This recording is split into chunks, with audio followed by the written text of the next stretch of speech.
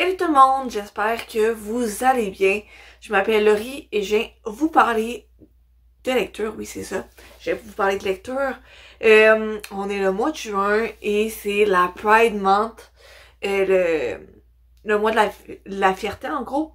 Donc je viens vous présenter certains livres que j'ai. Évidemment je ne montre pas tout de suite la tranche pour que vous restiez puis que vous m'écoutiez parler de livres que j'ai dans ma bibliothèque comportant des personnages de la communauté LGBTQ+.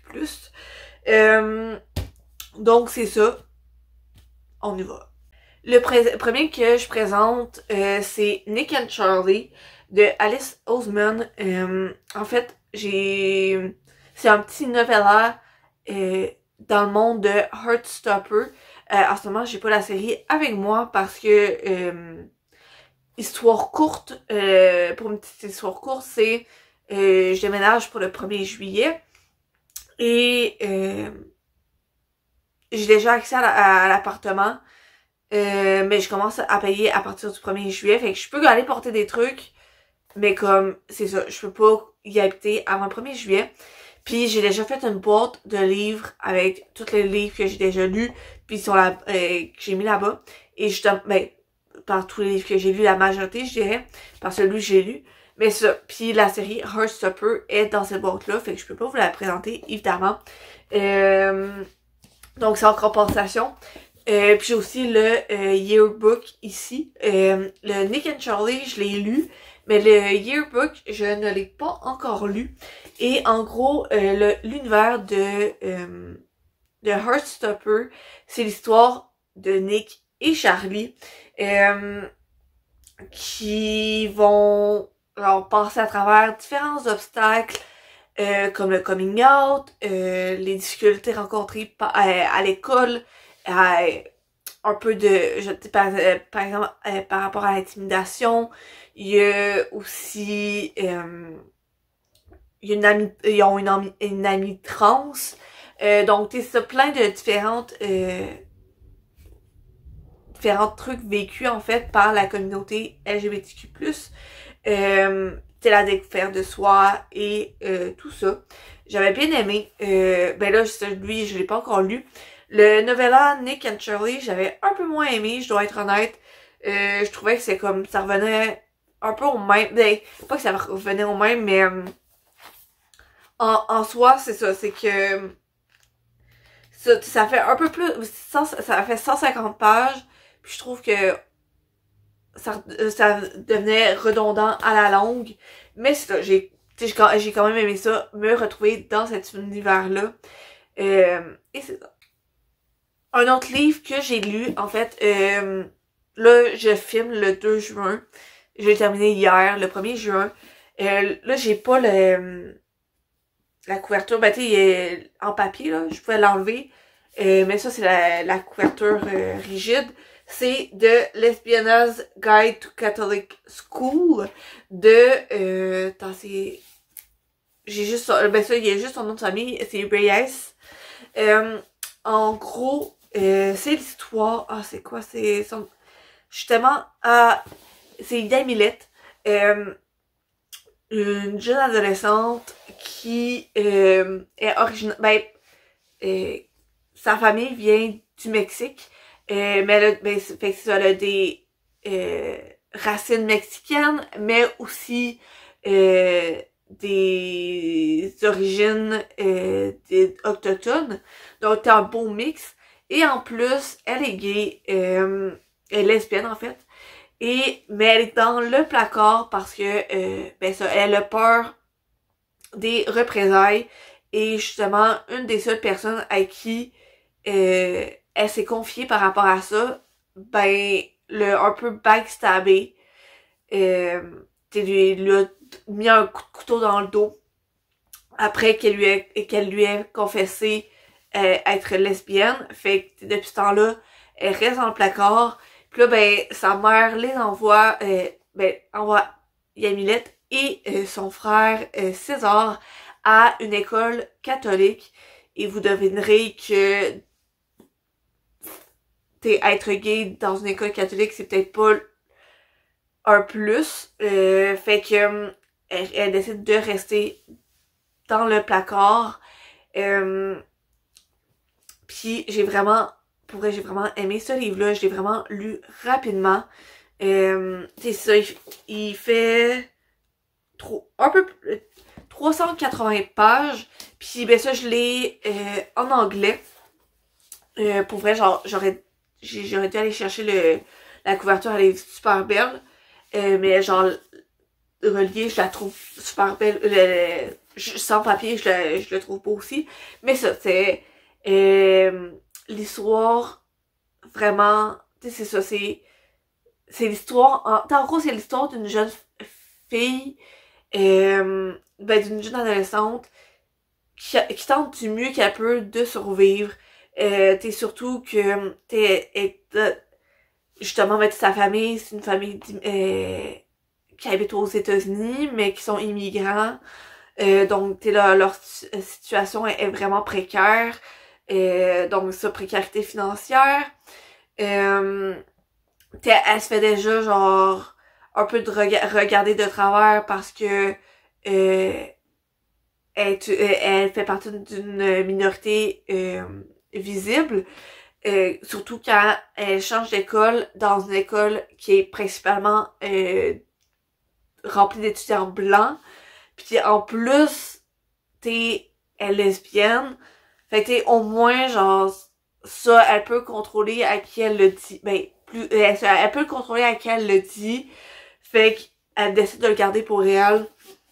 Pis ça, on traverse avec elle ses questionnements, puis un peu, on la voit s'ouvrir peu à peu à ses nouveaux amis, puis se redécouvrir un peu en même temps.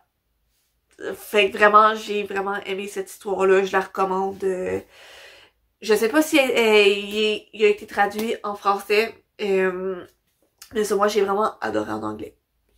Bon, le dernier livre que j'ai lu, de la pile que je vais vous présenter, les autres, je les ai pas lus, mais sur le dernier que j'ai lu, c'est Recrue de Samuel Champagne, de la collection Tabou. En gros, c'est l'histoire de Thomas et de Maxence.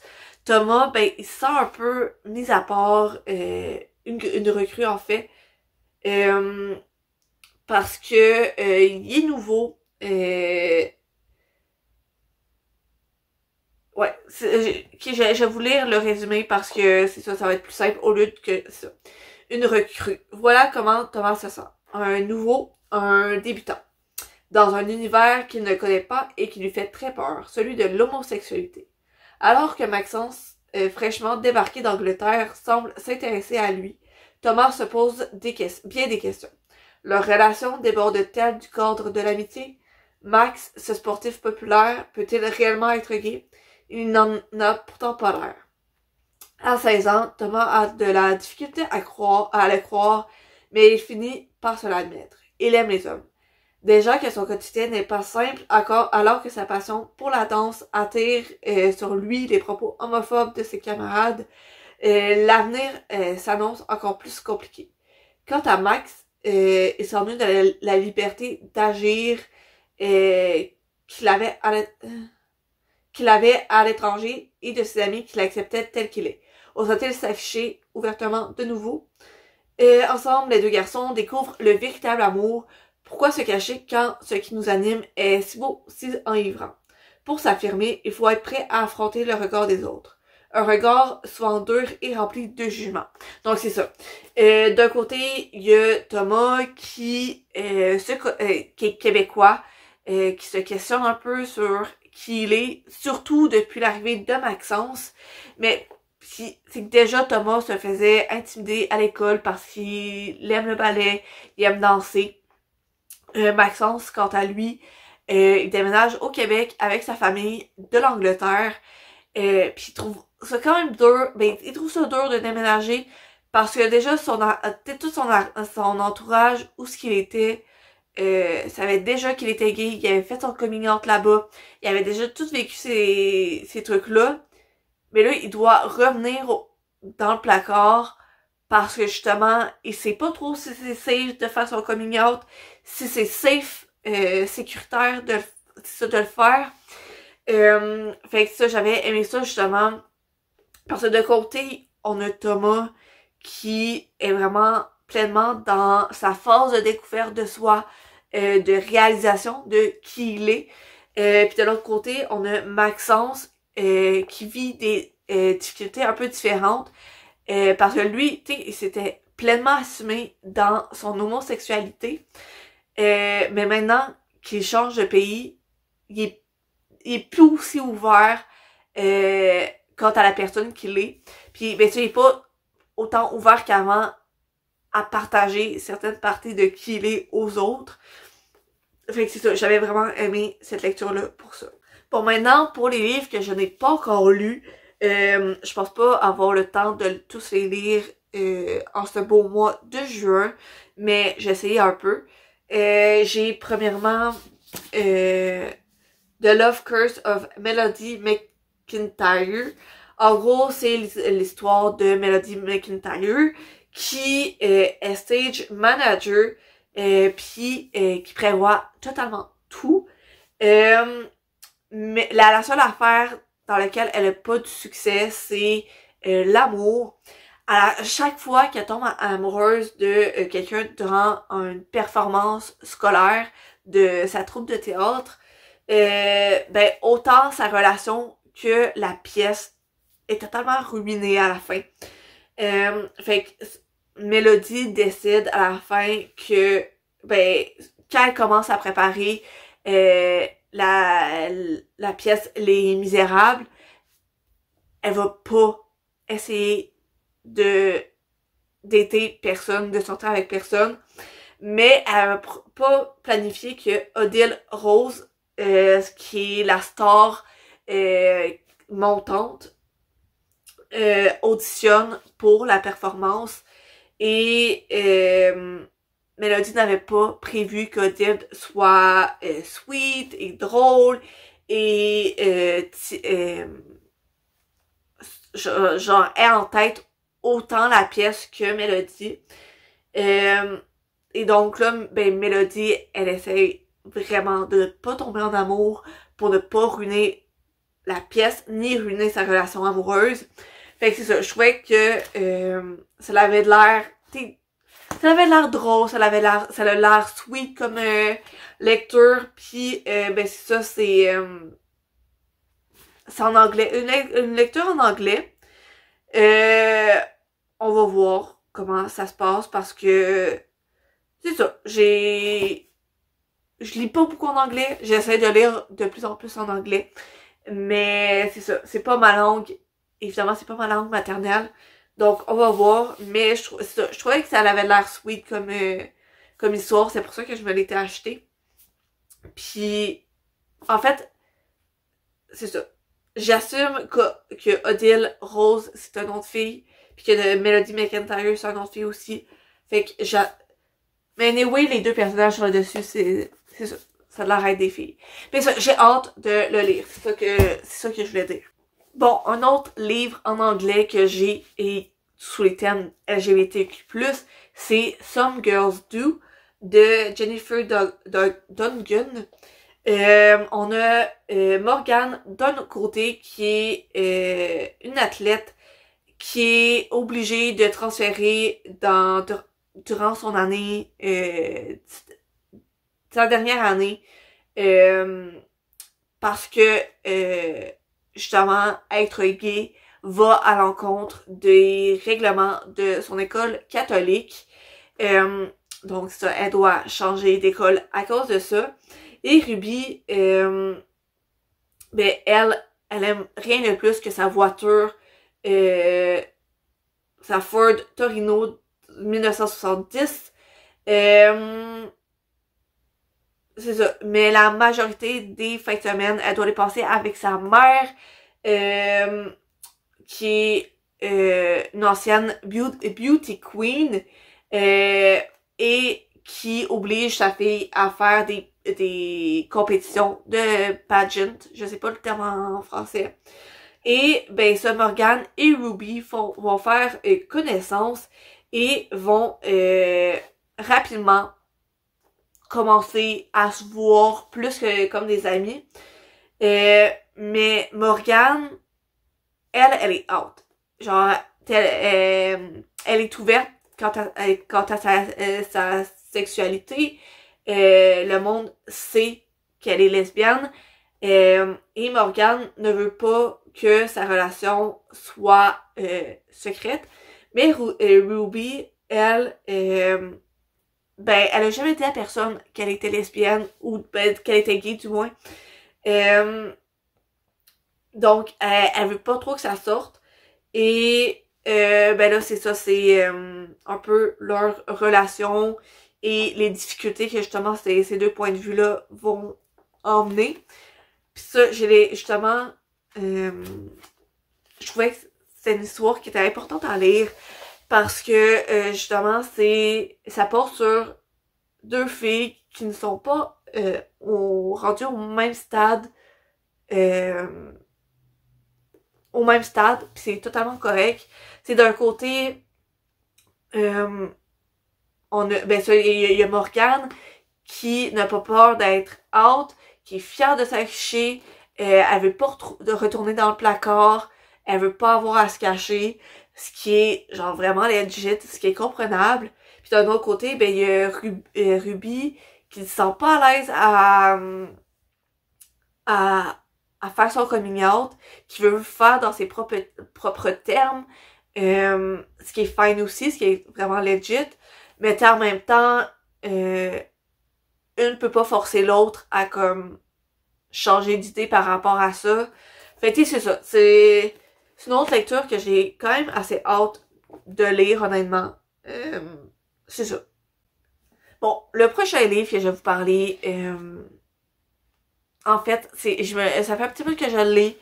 Je me le suis acheté parce que, en fait, j'ai été influencée par les réseaux sociaux. Je voyais plein de bons avis dessus. Fait que je me suis dit, pourquoi pas l'acheter? Et c'est My Dear Fucking Prince de Cassie McIntosh.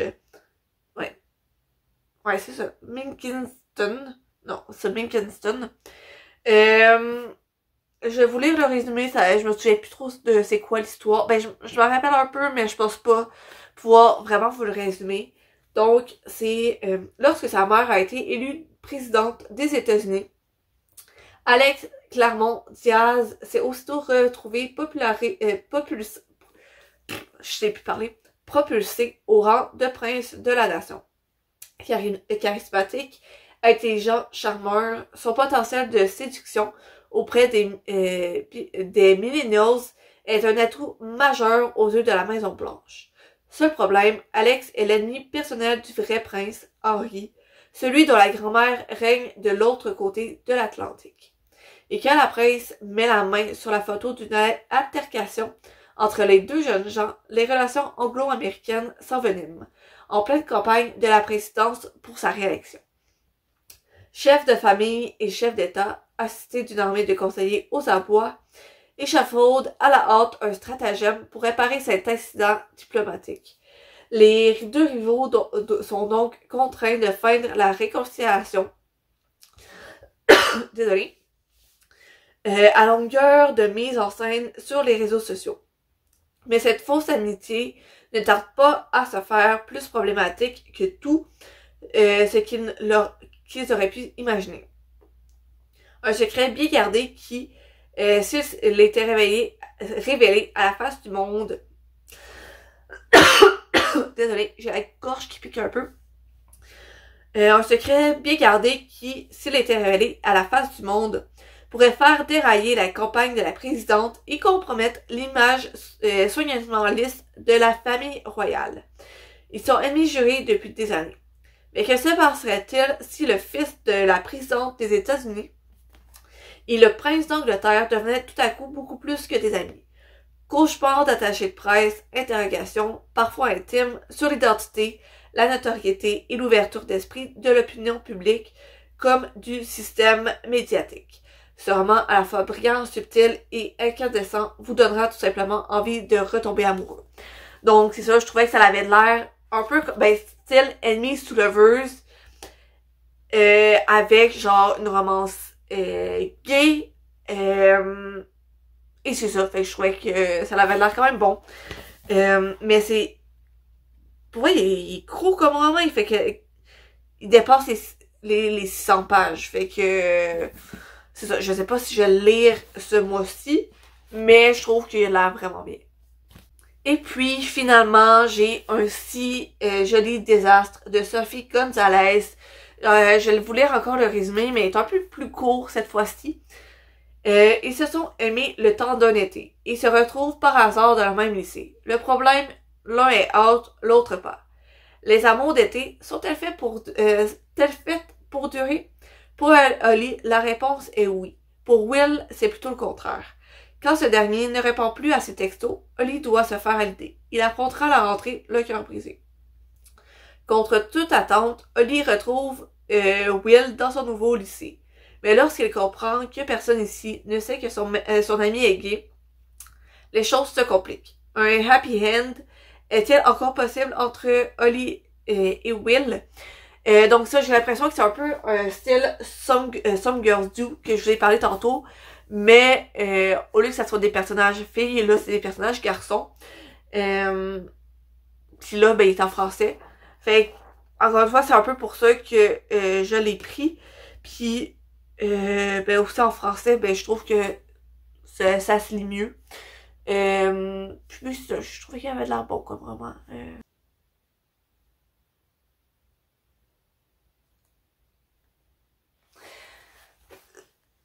Donc, c'était tous les livres que je voulais vous présenter dans ma vidéo d'aujourd'hui. Donc, tous les romans LGBTQ+, que j'ai dans ma bibliothèque. J'espère que vous avez aimé ma vidéo. Et n'hésitez pas à me dire vos recommandations pour ce mois-ci dans la vidéo. Sinon, merci encore d'avoir passé du temps avec moi dans cette vidéo aussi. J'apprécie beaucoup. Et sur ce, ben, je vous souhaite une bonne journée et on se retrouve dans la prochaine vidéo. Bye!